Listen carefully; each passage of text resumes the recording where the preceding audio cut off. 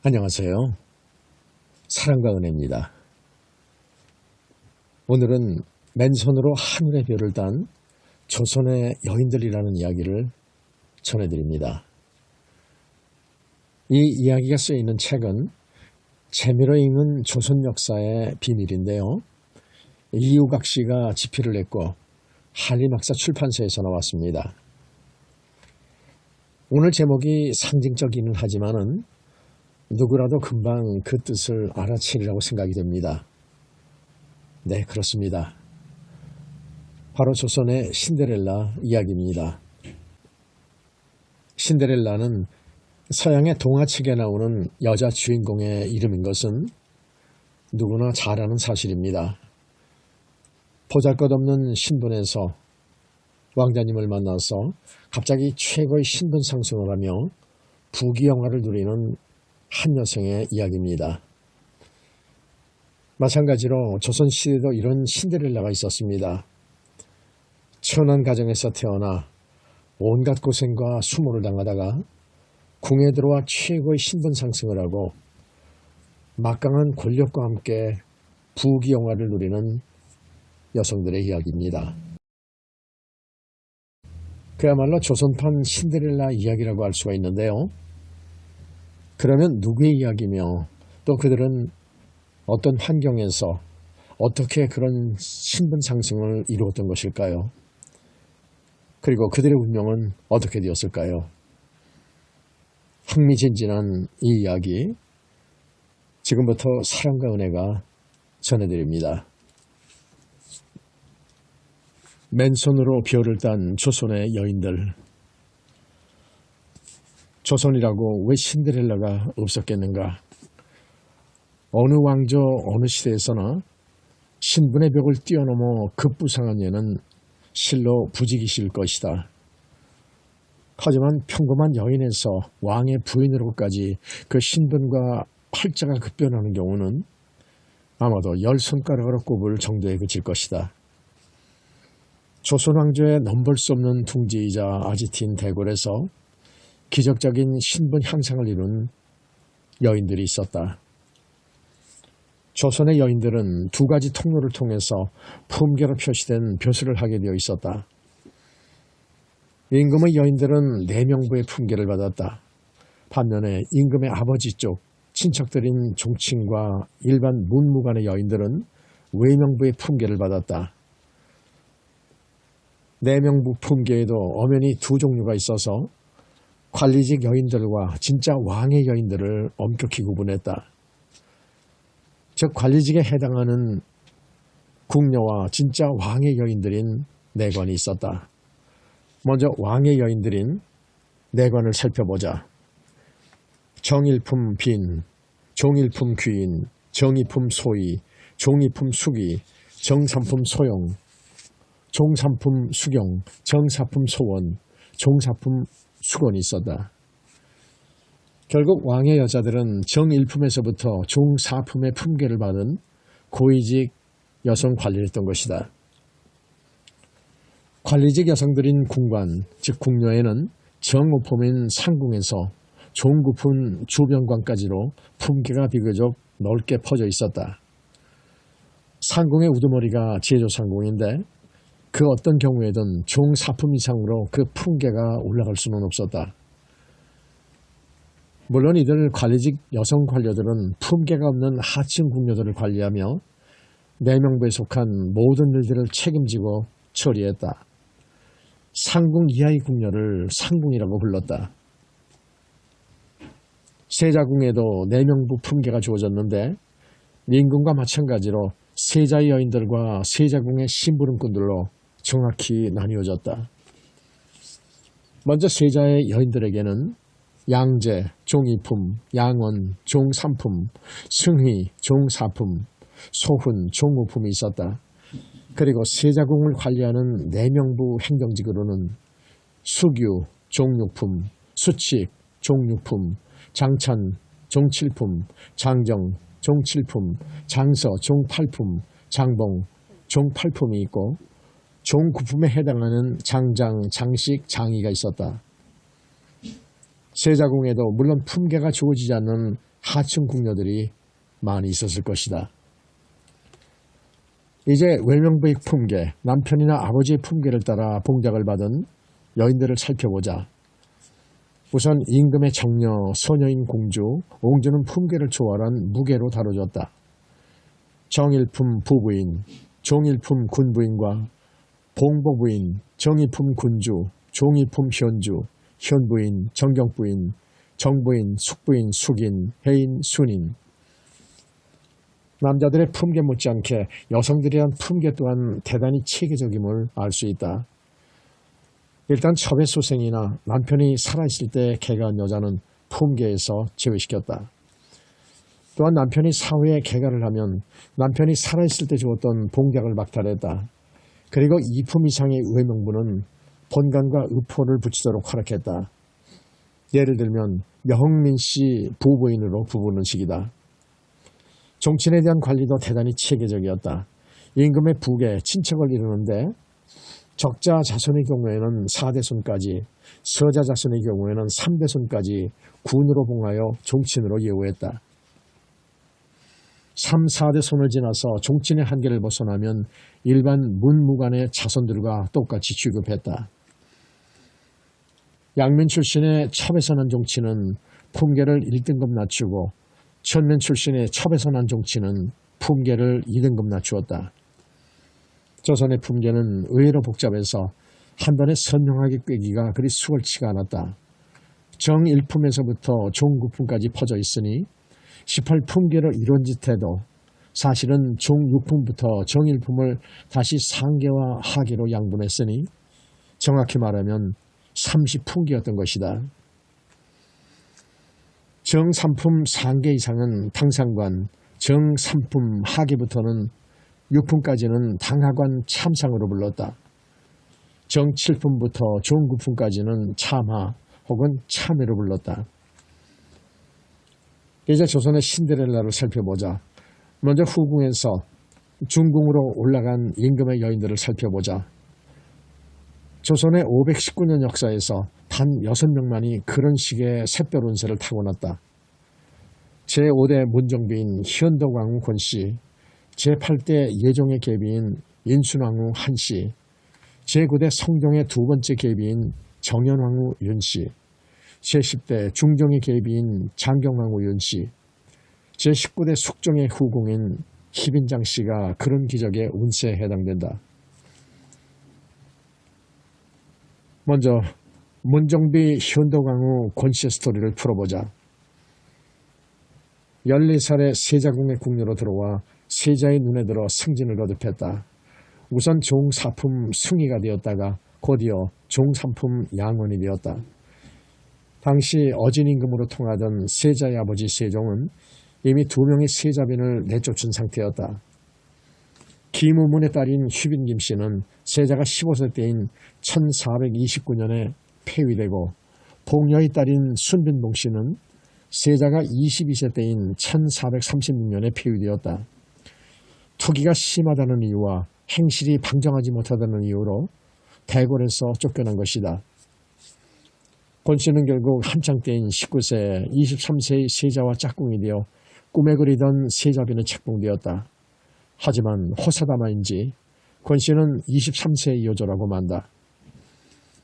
아들 단종을 낳고 산후병으로 죽고 말았던 것이다.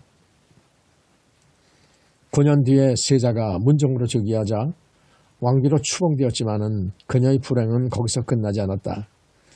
아들이 11살에 왕이 되었지만은 14살에 38세의 삼촌인 수양대군에게 쫓겨나 허수아비 신세인 상황으로 물러앉아야 했다. 임금으로 올라앉은 삼촌은 신하들의 매서운 눈치가 두려워서 어린 조카를 다시 상황에서 노산군으로 강등시키고 말았다. 사륙신, 생육신의 불사이군의 충성서약에 겁을 잔뜩 집어먹고 말았던 것이다. 그 후 수양대군보다 9살 아래인 작은 삼촌 금성대군이 요배진 경상도 순흥에서 순흥부사 이보흠과 함께 어린 조카 단종의 보기를 도모하다 들통이 나자 다시 한번 서인으로 강등되고 말았다. 그 뒤로도 여러 차례 차라리 자결하라는 강요를 받다가 16살 되던 해에 억지로 인연이 닿게 된 영월에서 쓸쓸히 죽고 말았다. 그래도 그의 부인 정순왕후 송씨는 소생이 없는 상태로 81세까지 장수했다. 자그마치 새 임금들, 세조, 예종, 성경이 연이어 바뀌고 한폭군, 연산군이 12년 만에 쫓겨나는 것을 지켜본 후 다시 새 임금 중종이 들어와 15년간 통치하는 것을 보았다. 단종이 왕에서 쫓겨나자 예조 판서로 있던 친정동생 곤자신도 조카를 다시 왕에 앉혀야 한다며 사륙신과 은밀히 모의하다 처자와 함께 고문을 받았다. 그는 쫓겨난 왕의 외삼촌이라는 이유로 사지가 찢기는 거열형을 당했다. 도대체 그녀의 무엇이 한때는 그녀를 왕비의 자리까지 밀어올렸다가 얼마 뒤에는 휙 몸을 돌려 그녀와 그녀 주위의 피부치들을 모조리 비참한 지경으로 내몰았는가. 친정 현덕왕후 권씨의 친정아버지의 이름은 전 오로지전이다. 일체의 사심이 없이 오로지 맏딸의 행복만을 위해 살았던 친정아버지였을 것이다. 그러기에 어린 딸을 세자궁으로 들여보내 일찌감치 대궐의 내명부에 올려놓았을 것이다. 임금의 여인이 되어 타고난 고귀한 운세를 마음껏 펼쳐보라며 어린 딸의 가녀린 등을 마구 떠밀었을 것이다. 남편인 문종은 이름이 향이고 자는 휘지이다. 이름은 문종의 단호한 성품으로 의미하고 자는 겨우 2년 3개월로 왕의 자리에서 사라지는 덧없는 운세를 암시한다. 자는 빛을 길게 늘어뜨리며 사라지는 혜성을 생각나게 하는 의미이니 곧 큰 이변이 생길 조짐을 미리 엿보게 해준 셈이다. 결국 진평에서 한평으로 다시 함양에서 수양으로 대군 칭호가 바뀐 동생의 야심과 패기에 부부가 함께 단단히 주눅이 들었던 셈이다. 수양대군의 자는 수지이니 불순물이 전혀 없는 순수함을 유지한다는 의미인 셈이다. 결국 순수함을 고집하는 살아있는 동생 수양대군이 빛나고자 꿈꾸다가 죽은 형 문정을 날름 통째로 삼켜버린 것이다. 분명히 살아 숨쉬고 있다는 것 자체가 바로 힘이고 빽이다. 예종이 부인이 된 안순왕후 한씨의 경우를 살펴보자. 세자의 후비로 뽑혀 소운에 책봉되었다가 정비인 장순왕후가 인성대군을 낳고 요절하자 세자빈에 간택되었다. 세자로 있던 해양대군 황이 18세에 왕이 되자 그녀도 당연히 안순왕후에 봉해졌다. 하지만 왕이 13개월 만에 요절하자 그녀 앞에는 갑자기 먹구름이 몰려들기 시작했다. 그녀는 51세 된 시어머니 정의왕후 윤씨가 당대의 권력 실세인 54세 된 한명에 맞자고 이상야릇한 게임을 했던 것이다. 겨우 20살에 불과한 그녀는 속수무책으로 그저 지켜보고 있어야만 했다. 시어머니는 38세 된 남편 수양대군 세조를 도와서 어린 조카를 몰아내고 왕이 되고 했던 맹렬 여성이었다. 1455년 10월 10일 밤으로 거사일자를 잡았지만 그만 비밀이 누설되고 말았다. 남편은 뒤로 미루고자 했지만은 그녀는 오늘 밤에 해치워야 한다며 머뭇거리는 남편에게 손수 갑옷을 입혀주며 성공을 빌어주었던 것이다. 실로 대담한 여정부였던 셈이다. 시어머니는 결국 그녀의 3살 된 아들인 제한대군을 건너뛰어 완전히 새 판을 짜고 있었던 것이다. 그녀는 그러한 시어머니의 엉뚱한 게임을 속절없이 지켜보고만 있어야 했다. 열경세자와 소해왕후 한씨 사이에는 월산군과 자산군이 있었다. 그런데 시어머니는 겨우 12세 된 둘째 자산군을 새 임금으로 앉혔던 것이다. 그가 바로 성종이다. 실세 정객이었던 한명회는 자신의 딸이 이미 자산군의 부인이었기 때문에 15세 된 월산군을 건너뛰어 12살 된 어린 자산군을 적극적으로 밀었던 것이다. 시어머니는 그녀의 둘째 아들 예종을 대신해 조선왕족 최초로 수렴청정을 했던 야심만만한 여성 정치가였다. 아니나 다를까 그녀는 어린 손자를 새 임금 성종으로 앉힌 후에도 7년간이나 수렴 청정을 하며 막강한 실세로 군림했다. 안순왕후 한씨의 외아들인 지한대군은 17세에 평원대군의 양자로 입적되었다. 그는 김수말의 딸과 박중선의 딸을 각각 본초와 제치로 맞았지만 32세 되던 해에 어머니가 40대 후반 나이로 타계하자 평생 여색을 멀리하고 오로지 학문에만 전념했다. 친정아버지 한백류는 17세의 어린 나이로 과거에 급제하여 다양한 관직을 거치며 승승장구했다. 35세에 딸이 예정비로 책봉되는 것을 지켜보았고 42세에는 우의정에 올라 어린 나이로 임금이 된 성종을 열심히 모필했다. 비록 47년간의 길지 않은 생애였지만은 예정이 왕으로 있던 13개월 동안에 그나마 가장 긴장되고 위급한 순간이었다. 27세에 병조판서로 지낸 영웅 남이장군과 영의정 강순 등이 연루된 영모 사건을 해결할 때가 가장 힘들고 괴로웠다. 친정아버지 한백년, 그의 자는 자후이고 아호는 의암이다. 인륜을 가장 중요시하는 사람이라는 뜻에서 알 수 있듯이 그는 아주 반듯하고 올곧은 인품을 지니고 있었을 것이다. 아마도 융통성이 약간 부족한 아주 고지식한 사람이었는지도 모른다. 자의 의미는 후손이 잘 되기를 간절히 바라고 죽은 뒤에도 후손을 돕는 홀령이 된다는 식으로 풀어볼 수 있을 것이다. 그리고 아호는 여간한 비바람에도 결코 꺾이거나 눕지 않는 억센 풀처럼 산다는 의미로 해석해 볼 수 있을 것이다. 후손을 지극히 생각하는 자와 강인한 의지를 과시하는 듯한 아호에서 시집간 딸에 대한 친정아버지의 한없는 사랑을 읽을 수 있다. 20살 전에 청산과부가 되어 3살 난 어린 아들을 보살피게 된 딸을 생각하며 42살의 친정아버지는 수많은 밤을 긴 한숨으로 지새웠을 것이다. 친정아버지의 애끓는 염려 덕분에 그녀도 50 가까이 살 수 있었고 그녀의 외아들 또한 59세까지 잘 살 수 있었을 것이다. 그녀의 큰동서인 덕정비 소회왕후는 20살의 청산과부가 되어 67세로 장수했지만은 며느리 윤씨를 폐위시켜 사사한 끝에 폭군 중의 폭군인 손자 연산군의 주먹질과 욕설에 그만 욕된 목숨을 단축하고 말아야 했다. 하지만 그녀 안순왕후는 친정아버지의 음독으로 폭군 연산군이 아직 제정신을 잘 차리고 있을 때 연산군 4년의 생애를 마쳐 천만다행으로 핏빛으로 물든 붉은 진흙탕에 몸과 마음을 마구 더럽히지 않아도 되었다. 연산군의 생모인 폐비윤 씨도 사실은 전형적인 신데렐라였다. 지편전 결의와 봉상씨, 판사를 지낸 하만윤 씨, 윤기견의 딸로 태어나 친정아버지가 작고한 뒤 성종의 후궁인 수기가 되었다. 성종은 16세였고 윤수기는 그보다 몇 살 위였다. 성종의 정비인 공해왕후가 아이를 못 낳은 채 18세로 요절한 터라 윤수기에게는 실로 벼를 딸 수 있는 절호의 찬스였던 셈이다. 중전이 짓고 없는 무주공산의 상태에서 내명부에서 방금 막 성년에 이른 임금의 사랑을 독차지하며 후궁에서 당당히 중전마마의 자리로 냉큼 뛰어오를 수가 있었다.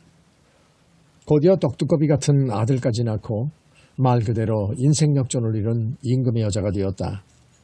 수기가 된 지 3년 만에 중전마마도 되고 아들 융도 나왔으니 아무리 지엄한 대궐 분위기라고 해도 그녀를 가로막을 장애물은 사실상 거의 없어진 셈이었다. 그때 성종은 19세의 팔팔한 예비 청년이었고 윤씨는 20살이 약간 넘은 여러모로 완숙한 여인이었다. 하지만 아직 젊은 탓인지 아니면 타고나기를 그렇게 타고난 것인지 중전 윤씨는 아나무인이었다. 질투가 워낙 심해 후궁들을 공공연히 못살게 굴었다. 임금이 자신보다 몇 살 아래라고 친정동생 다루듯이 했다. 그녀에게는 실제로 후일 참판을 지낸 윤구라는 친정동생이 있었다. 그러한 그녀를 가리켜 후궁들을 독살하고 임금까지 죽이려는 악독한 계집이다. 독약을 왜 지니고 있겠느냐. 상간마마의 몸에 핥힌 자국을 내놓고도 전혀 뉘우칠 줄을 모르는 못된 계집이다. 왕비감이 전혀 아닌데 왕위를 이어갈 왕자가 없던 터라 공연히 서둘러 왕비에 책봉한 것이 크나큰 불찰이었다는 것이 대궐 한 구석의 중론이었다. 그녀와 늘 부딪히는 이들은 그렇게 문제있는 여자로 보았지만은 나머지 대다수 대신들은 좀 달랐다. 즉 그녀를 잘 모르는 명분론자들은 왕위를 이어갈 왕자를 낳은 왕자의 생모가 아니냐, 작은 실수나 가오는 일시적인 흠이지만 장차의 일을 생각하면 그렇게 속전속결로 단순하게 처리할 일이 절대 아니다라며 패비 결정을 최대한 미루거나 막아보려 했다. 비상을 숨겨둔 일은 그런대로 변명의 여지가 있었다. 자기는 전혀 모르는 일이라며 누군가가 자기를 모함하려고 일부러 자기 소지품 속에 숨겨놓은 것이라고 극구 부인하면 왕자를 낳은 중전이라는 이유만으로도 중전에서 비내로 강등되는 모욕을 면할 수 있었던 것이다. 그러나 임금의 얼굴을 핥힌 일은 물증이 너무도 확실하고 알리바이도 아무 소용이 없었기 때문에 결국은 인정할 수밖에 없었다. 성경은 어머니의 단호한 반대에 부딪혀 어찌해볼 도리가 없었다. 내명부 풍계를 모두 떼어내고 일반 서민으로 바꿔 일단 친정으로 내보내는 수밖에 없었다. 중전마마에서 폐비윤씨로 처지가 급전직하고 말았던 것이다. 하지만 왕자를 낳은 아주 특별한 임금의 여자였기 때문에 대궐 분위기가 호전되고 시어머니 인수대비 한씨의 진노가 누그러지면 다시 제자리로 돌아갈 가능성은 아직 열려 있었다. 더욱이나 시어머니 자신도 일개 수빈 한씨에서 죽은 남편 의경세자가 아들의 즉위 후 덕종으로 추전되자 덩자라 인수왕비로 승격된 처지였다. 하지만 분위기가 이상하게 흘러갔다. 패비윤 씨를 다시 왕비로 복위시키느냐 아니면 죄인으로 다스려 사약을 내리냐 하느냐의 문제를 놓고 대궐 대신들의 의견들이 점차 시끄러워지기 시작했던 것이다. 그 일로 국론이 분열되고 민심도 흉흉해져가는 분위기였다. 성경은 결단을 내려야 한다고 생각했다.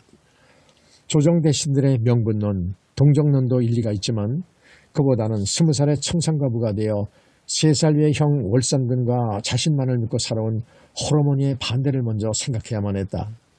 그리하여 삼정승과 육조 판서들과 대간을 두루 다 모아놓고 결론을 짓고 넘어가자며 단호한 자세를 내보였다. 결론은 사가에 나갔어도 좀처럼 뉘우치거나 바로잡지 못하고 여전히 방지하게 굴고 있다니 보기를 운운할 때가 아니다. 사약을 내려 자결하도록 함으로써 해묵은 문제와 시비를 매듭짓고 넘어가는 것이 좋겠다. 어린 왕자를 위해서나 나라를 위해서나 임금의 심적 고통을 덜어주기 위해서 일은 빨리 처리하는 것이 좋겠다는 쪽이었다.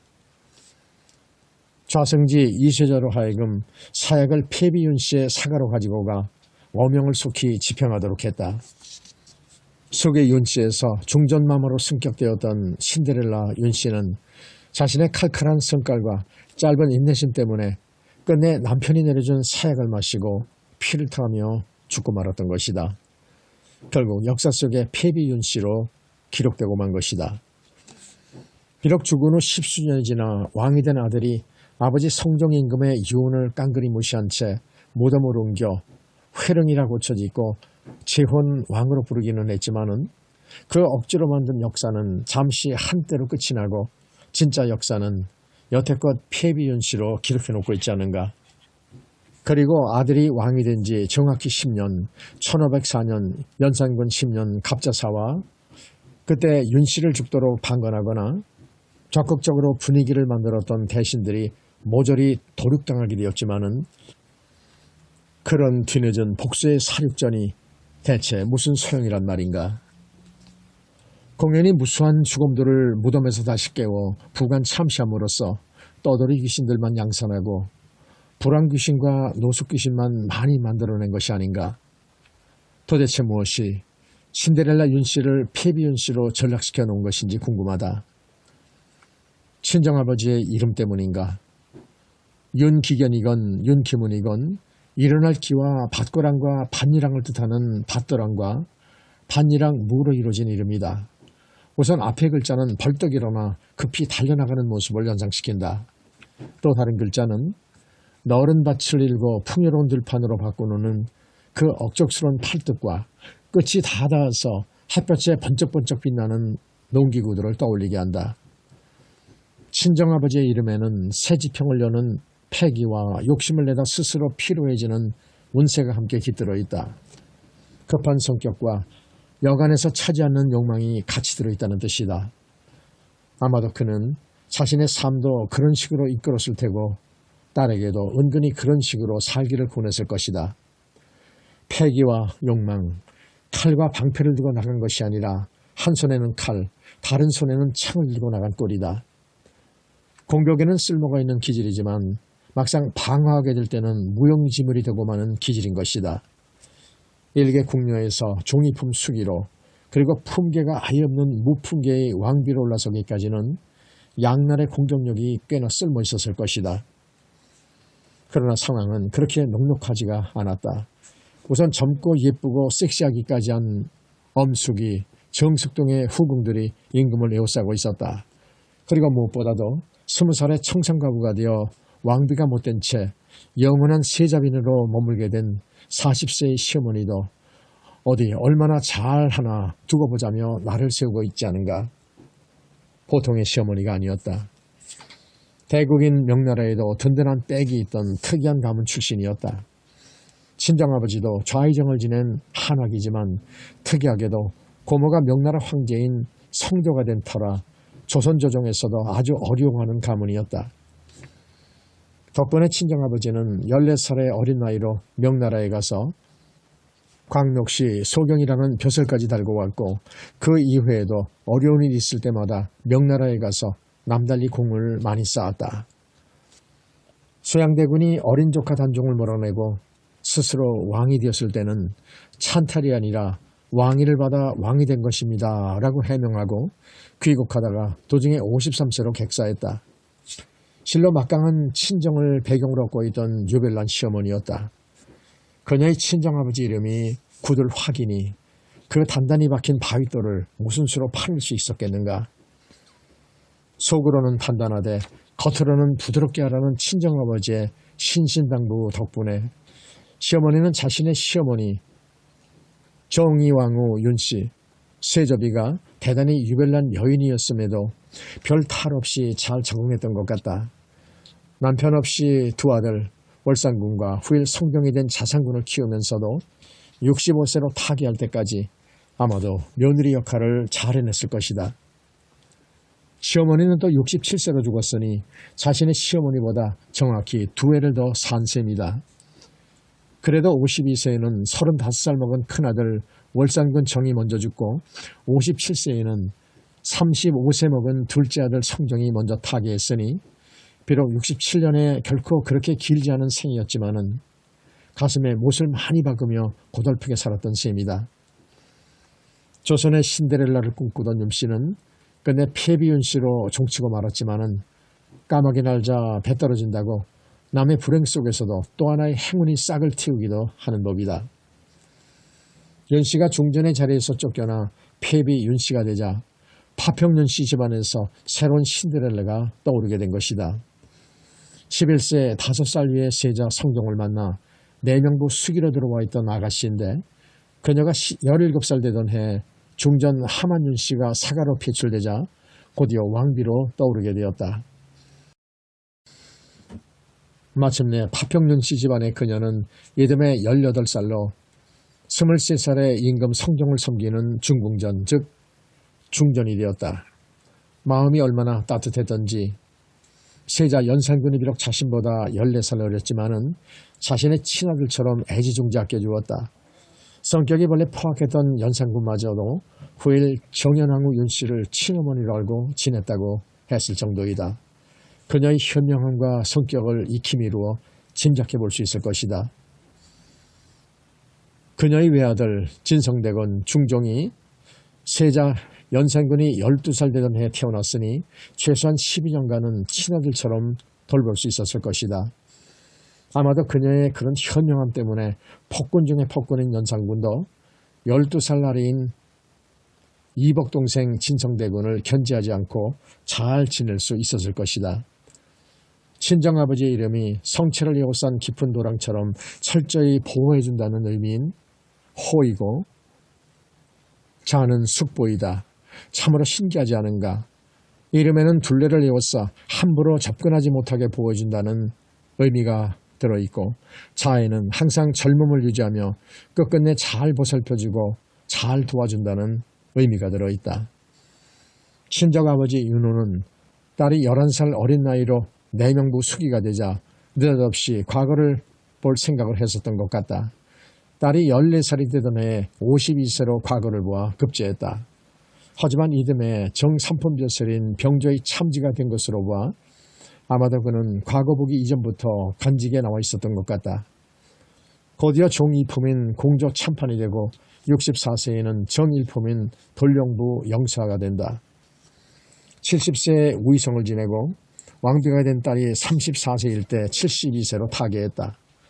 사위인 성종이 2년 전에 37세의 젊은 나이로 죽고 나서 그의 첫 아들인 연산군이 18세로 새 임금이 되어있을 때였다. 뒷날 연산군을 몰아내고 임금이 되는 외손자는 겨우 8살이었다.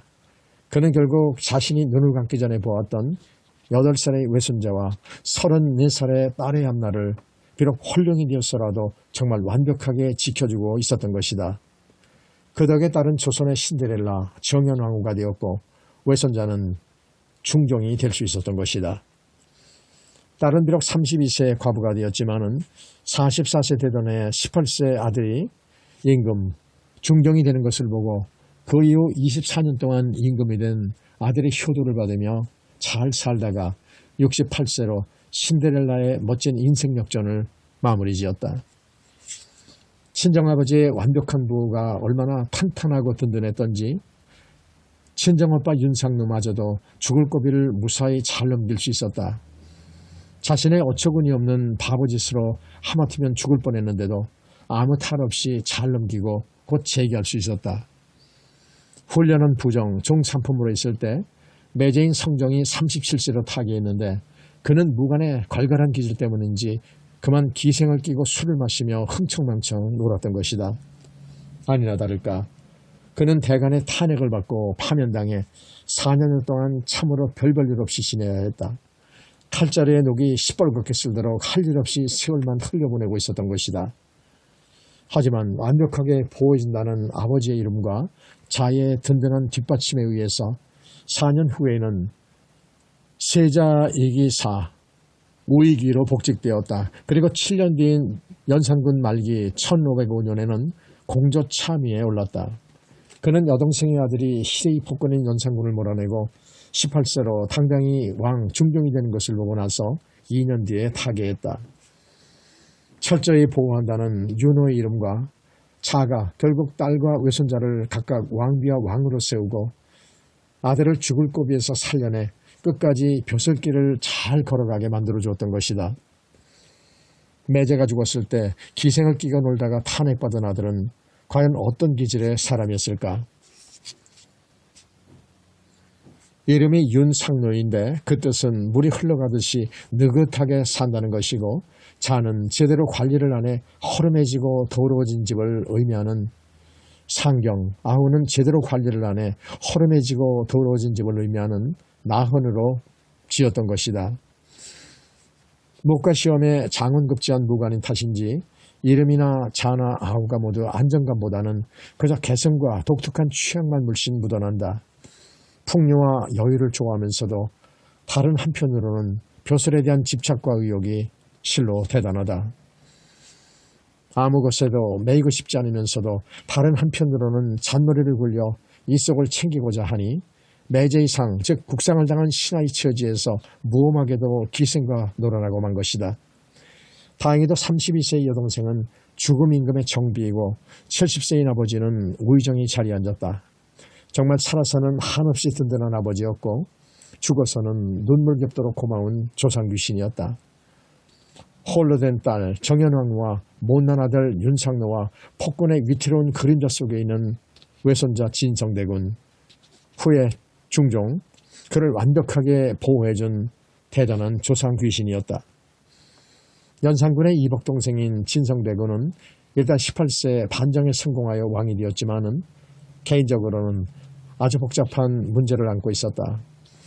그 여러 가지 문제들 중에서도 가장 큰 고민거리는 조강지처 신씨에 대한 반정 공신들의 부정적인 의견이었다.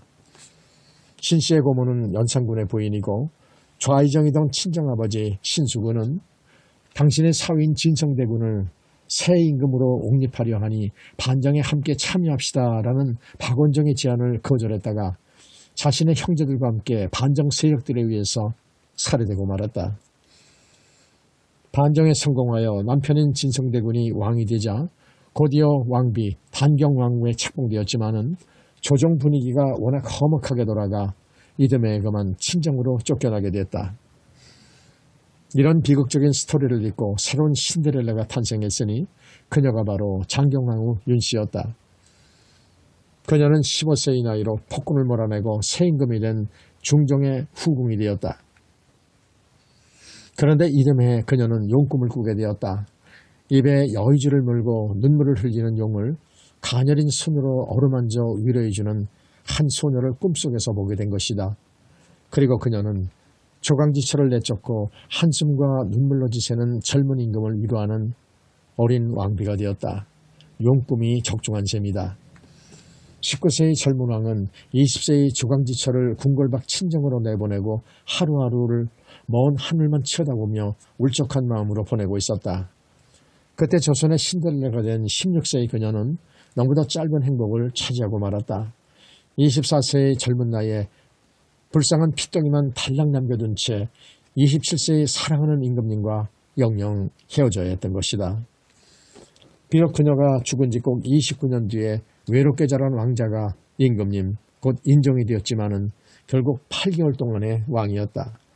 30세를 요절했으니 생모보다도 6년 더 살았지만은 참으로 짧기만 한 생이었던 것이다. 그래도 자신이 없던 사이에 친정아버지 윤여필과 4살 위인 친정오빠 윤임이 어린 왕자를 지성으로 감싸주고 있었으니 비록 저승을 떠도는 혼련이었지만은 안도할 수 있었을 것이다. 그게 친정아버지의 놀라운 장수야말로 가장 큰 버팀목이 되었다. 91세까지 살았으니 실로 어린 나무를 보호해주는 전설의 낙낙장성이 되었던 것이다. 같은 파평윤씨 집안이었지만은 그녀의 죽음을 딛고 16세의 꽃다운 나이로 새 왕비가 된 문종왕후와 그녀의 친정 형제들, 그들은 사사건건 각을 세우며 못 잡아먹어 안달이었다. 그녀 친정아버지와 친정 오빠들은 윤가들의 10년 벼슬전쟁의 혈안이 되어 있었던 것이다. 윤가를 뜻하는 그 윤자에는 분명히 벼슬아치에 대한 끝없는 욕망이 숨겨져 있었던 모양이다.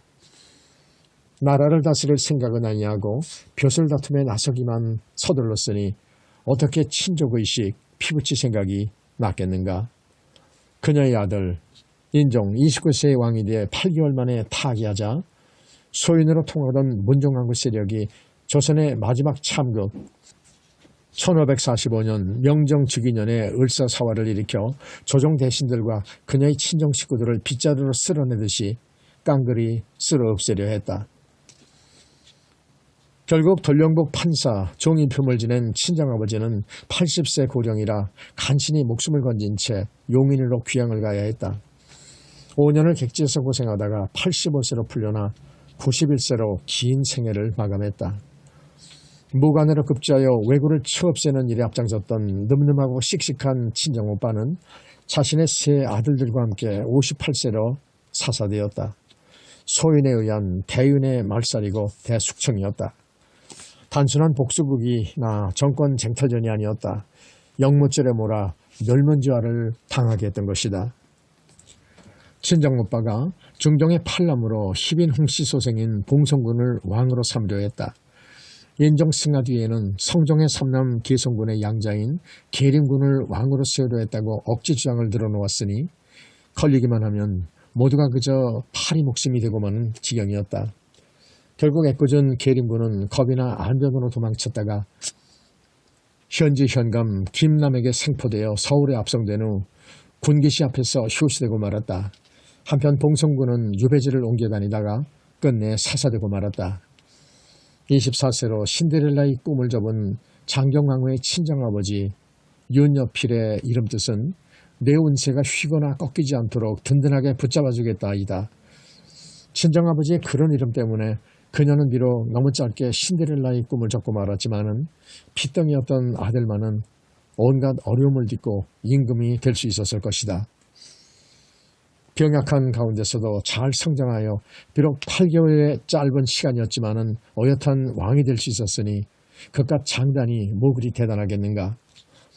친정오빠의 이름인 윤임이나 자는 문정왕후의 친아버지 이름 윤지임을 고스란히 닮아냈다. 참으로 신기한 일이 아닌가. 친정오빠의 자는 문정왕후의 친정아버지 이름을 완전히 뒤집어 놓은 임지이다. 맡겨놓은 행운을 다시 맡긴다는 뜻이라 결국은 들여닥친 불행을 최대한 연장시키는 역할을 한 셈이 아닐지. 방패에 방패로 맞서고 보자기를 보자기로 오므려 싼 셈이다. 친정아버지는 돕는 힘, 버티는 힘이 되어주고 친정오빠는 죽이려 덤비는 자들을 눈 가리고 발목을 묶고 최대한 그 위급한 순간을 지연시킨 힘이 되어준 것이다. 두 남자의 그런 특별한 역할 분담 때문에 그 집안에서 왕비가 나오고 왕이 나오게 되었던 것이다. 조선의 마지막 신데렐라는 너무도 유명한 장희빈이다. 그녀는 숙종의 후궁에서 잠시 동안이지만 왕의 사랑을 독차지하며 중궁의 자리에까지 올라갔었다. 장희빈은 수건, 종사품에서 소위 정이품이 된 후 왕자윤을 낳았다.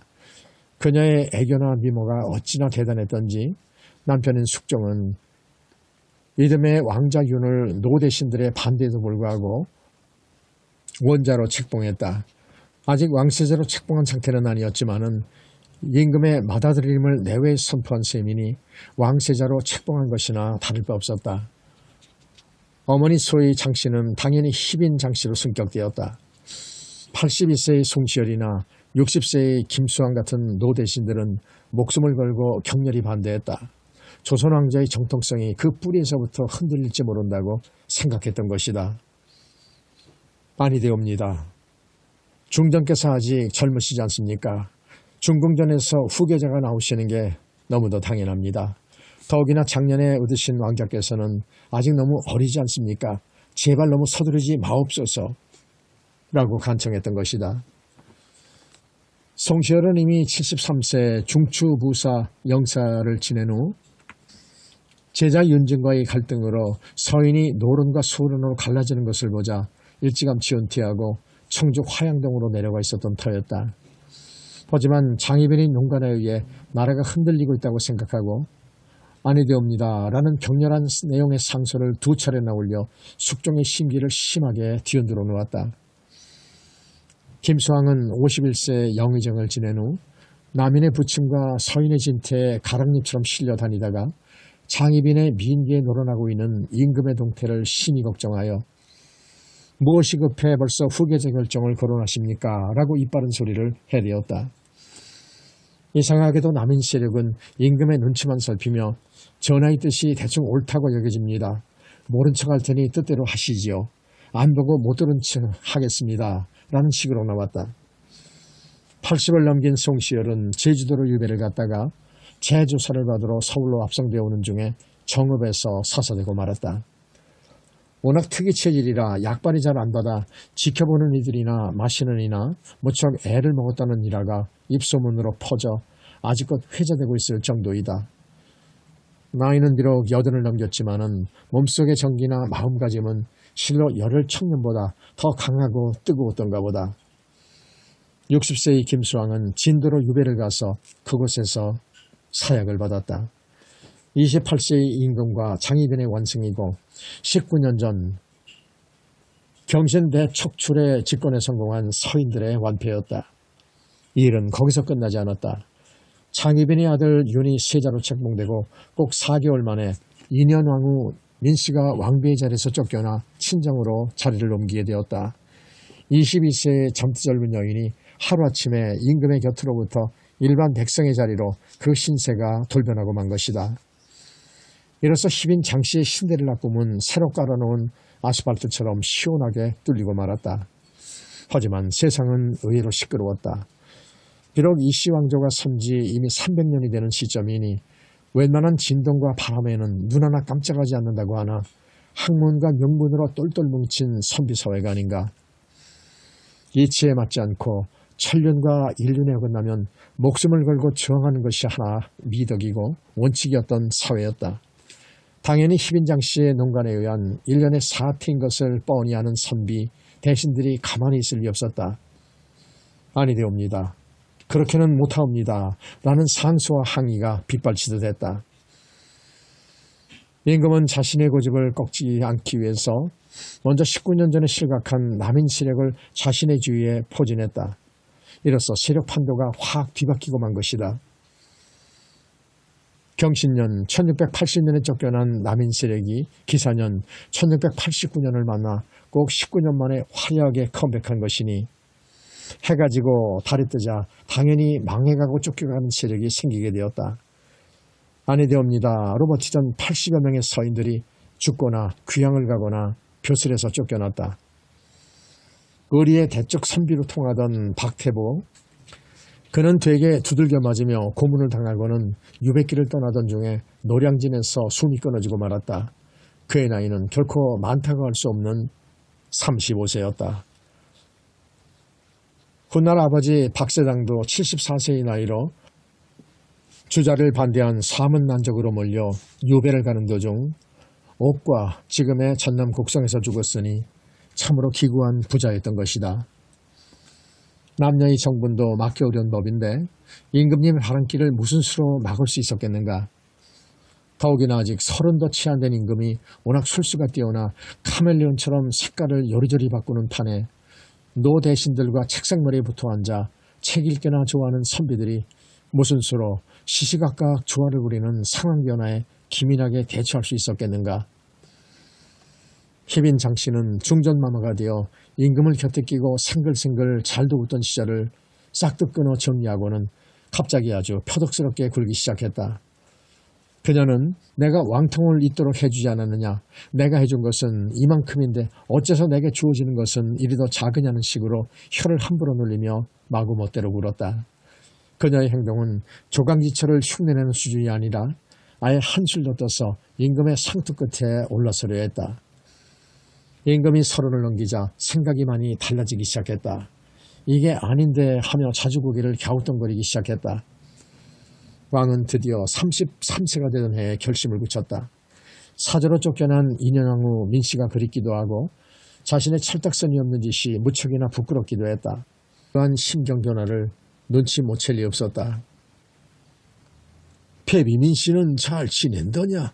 반찬거리라도 좀 갖다 주면 좋으련만. 숙종은 가끔 혼잣말처럼 그렇게 중얼거리기도 했다. 대궐내에서 평생 눈칫밥을 먹는 내명부 궁녀들은 눈치도 잽싸고 입도 어지간히 빨라 척하면 삼천리라고 훅 찌르면 구만리였다. 서인들이 먼저 이제는 사저에 나가 계신 패비민 씨를 다시 중궁으로 불러들이시지요 라며 임금의 속마음을 떠보기 시작했다. 아니나 다를까 임금은 못 이기는 척 따라 나서기 시작했다. 김춘택이 앞장을 서서 패비민 씨를 보위시키소서라고 제안했다. 결국 숙종은 인현왕후를 보기시키고 왕호장 씨를 희빈장 씨로 강등시켰다.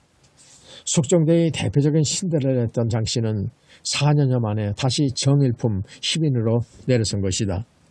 하지만 신데렐라 장 씨에게는 아직도 갈 길이 많이 남아 있었다.